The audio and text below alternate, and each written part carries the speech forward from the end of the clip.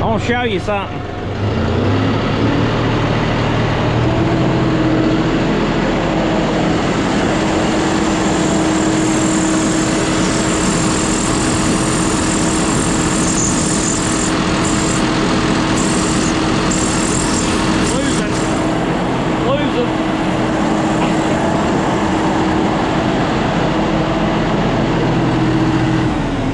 Shoot, losing boost right there. It's leaking. That's the intercooler.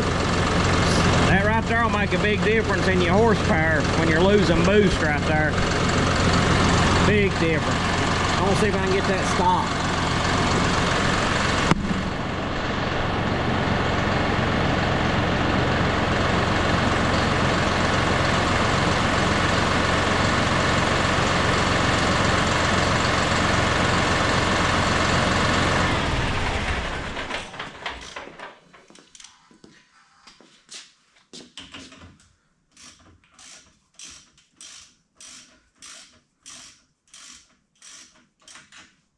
Tell you, you always gotta check over this new stuff.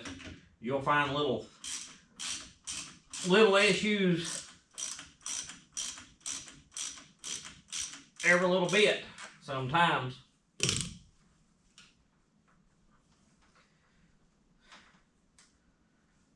That clamp down just a fuss. I had a power steering line leaking one day. I had to tighten up.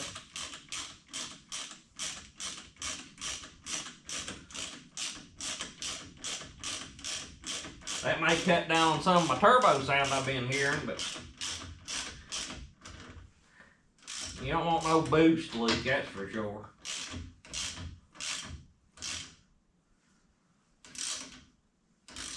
That make a big difference in your horsepower.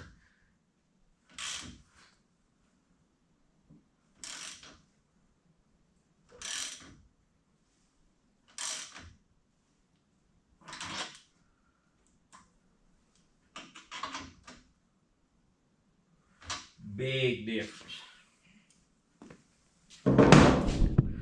Another thing, I probably shouldn't tell, but I'm going to. And we'll see how it does. I haven't run it any out and worked it yet, but where this thing's got those switches on the brakes to activate the four-wheel drive, I didn't like that to begin with much. I mean, it's a good idea, but it can cause issues too. A lot of shifting on the four-wheel drive and everything every time you hit your brakes, especially when you're in tight quarters working and you're doing a lot of pulling up and backing up and you want to be in two-wheel drive. You can hear it clanking and that type thing. I didn't like that feature, but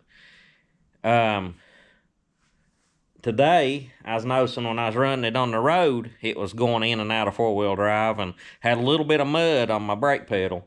And it was just heavy enough to hold the pedal down to where it was activating the four-wheel drive. I should have showed doing this, but you can take this cover off right here. There's a bolt right down in there, right up in here, and there's one on this side. Same thing on the other side. You take them loose. There's some dowels. You can pop that little cowling piece off. And on the other side there's two little adjustable plungers or little rods on your brake pedal that pushes some plungers in on a activate a switch. When the switch is pushed in, it's going to be in two-wheel drive. When those come out, as you push your brake pedal in, it goes into four-wheel drive. So instead of adjusting them and getting them to where that it wasn't kicking in and out, I took zip ties and zip tied them plungers in on that electric switch so that when I hit my brakes it doesn't go in four-wheel drive, and we'll see how that does. But I zip tied them and put a piece of tape over them to hold them from zip ties from moving, and then I backed those little adjusters out so that my brake pedals still are loose. That way it's not hitting those zip ties and applying your brakes a little bit. I've got them backed all the way in flush so they're not hitting anything. So now the brakes on this will work like everything else that I've ever used, and I think I'll be happier with that. And if I need four-wheel drive to stop, I'll put it in four-wheel drive before going down a hill. I'm used to doing that. All these safety things anymore has just got ridiculous, in my opinion. I get it on a liability standpoint, but then if I ever want to use it, all I gotta do is take the zip ties off, put the adjusters back in, and adjust it back the way it should be. That's no big deal. But I think I'll be a lot happier not having that feature on here. And I'm not recommending anybody else do that. That's just what I'm doing. And if you're interested, you kind of might know how to do it. But I think I'm gonna go around and sort of snug all the rest of these. That one seems tight there. Snug the rest of these up, and we'll fire it back up and try it. Scratch that. This one was a terribly loose. Terribly loose. Kind of concerns me a little bit with other stuff.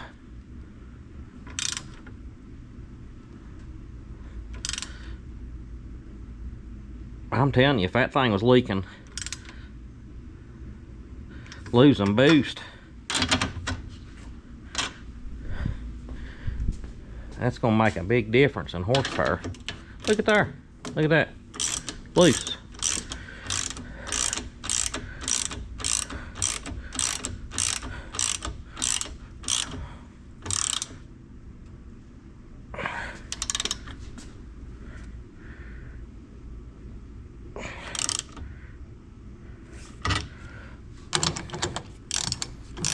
Loose.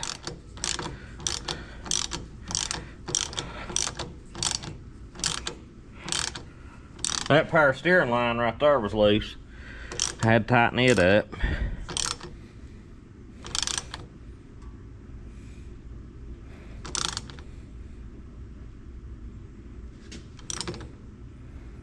Makes you hope that all your internal engine components are tightened up. I'm telling you what, that's probably gonna make a big difference.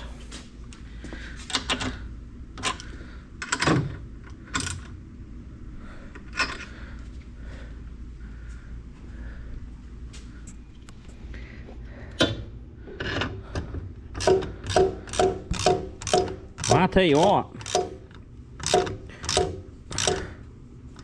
if you have one of these tractors, I highly recommend checking these clamps.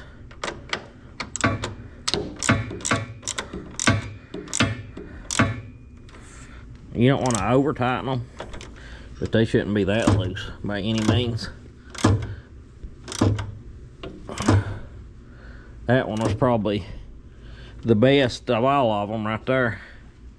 Let's try it now. And by the way, I had that loader locked out.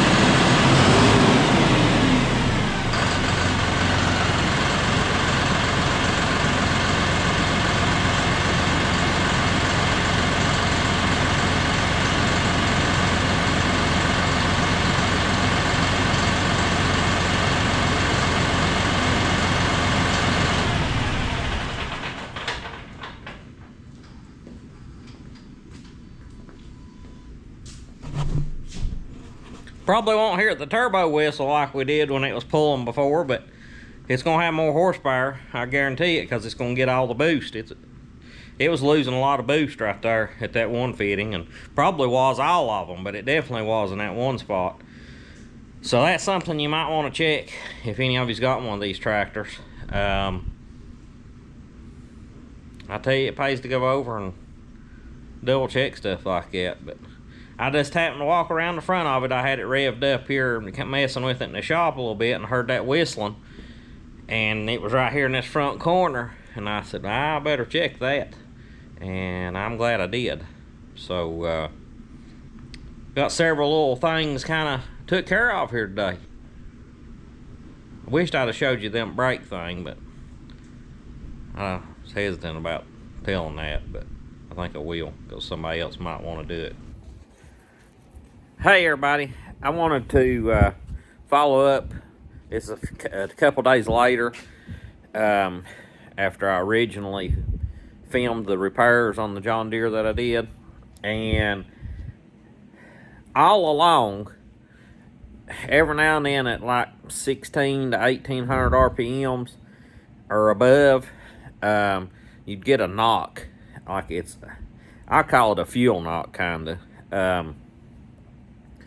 Like it's not burning the fuel good, sort of like maybe a bad injector type symptom. A little bit of a miss. I kind of thought it could have been water in the fuel. I'd put fuel treatment in it and things. After tightening up those clamps, I haven't noticed that going on, so I kind of feel like that was throwing off the combustion on the engine. Well, it had to be. I mean, if you're not getting the right boost and under a load, it has to affect it. And the engine runs smoother and quieter, everything. Like, it's made a huge difference. I messaged them there at Mead Tractor to let them know what had went on, and told them they might want to check that on other tractors. Maybe mine's on the one that's had it done. They didn't seem concerned, and said that wasn't some of their pre-delivery checks, which I knew it wouldn't be, but I thought, might be something they might want to add to their list to just, check 4 clamps. Not that big of a deal. But anyways, got the problem solved. But I feel like if I hadn't have found that, I would have ended up with some bigger issues later. No doubt it would have caused problems. And I've been getting a fault occasionally where my warning light on the dash will come on, and sometimes it has done that because of the power reverser doing something wrong. But this is different. It's not happening at a time when I'm shifting and that type of thing. And it wouldn't go off unless I turned the tractor off and restarted it. Did that. It's done that about 3 or 4 times, and couldn't really figure out why it was doing it. I kind of feel like that was part of the issue with that too. Something showing that it wasn't running right. So I'm curious to see if that happens again now that I've worked on that. If not, we'll dig further into that symptom. May have to have them scan it or something. I don't know if it would show a code or not when it does that, but I do feel like, though, that it's running a lot better than it was now that I've tightened them clamps up. So I just want to let everybody know, if you have one and you hear that hissing, you better check it, because something's not right. Like, I initially thought it was just the turbo sound, where it wasn't restricted by the particulate filter, and didn't think much of it, but it kept getting worse and worse. And then I happened to walk around the front of the tractor and noticed that hissing in the front, and I was like, I've got a boost leak somewhere. So don't hurt to check stuff like that out. And just because it's a new tractor don't mean it's not going to have problems. Most of your problems are going to be from assembly. Somebody's left something loose like that, or something unplugged or whatever. But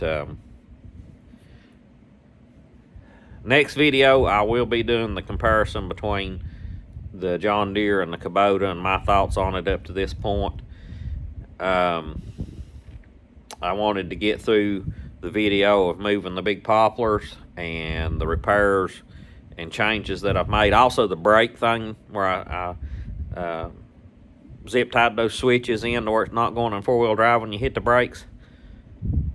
100% better. Like, why they do that, I don't know. I mean, it's a safety thing, I get it, but man alive, for somebody that's run a tractor much and not used to that feature, it is absolute nuisance and has to cause more wear and tear on your machine shifting in and out of four-wheel drive. You might as well, with that, you might as well put it in four-wheel drive and leaving it, unless you know, maybe I'm running on the road, take it out. But I don't run four-wheel drive much when I'm in the hay and that type thing. I usually run two-wheel drive until I have to have it. Have to have four-wheel drive. But that has been, I'm so relieved that I figured out a fix for that. Those brake switches work to don't go in four-wheel drive anymore when you hit the brakes. You can still put it in four-wheel drive with the switch. But that's enough rambling. I just kind of wanted to follow up on that. Well, let me show you one more thing. I put some lights on each side of this roll bar. It's something I had, and I got them wired into the work light on the back, and I think that's going to help out a lot. And it's far enough behind that roll bar, it don't blind me. It don't give any reflection in the side of my eyes, or when I turn around back to look back, I don't see it. So it's going to work nice. If I ever put a windshield on this one, I'll probably have to change that, because that would glare off of it and probably blind me. But at night, I'm not sure. I ain't decided if I'm going to put a windshield on this one or not. But anyways, we'll talk to you later. Thanks for watching, and be sure and check out the next video that comes out after this.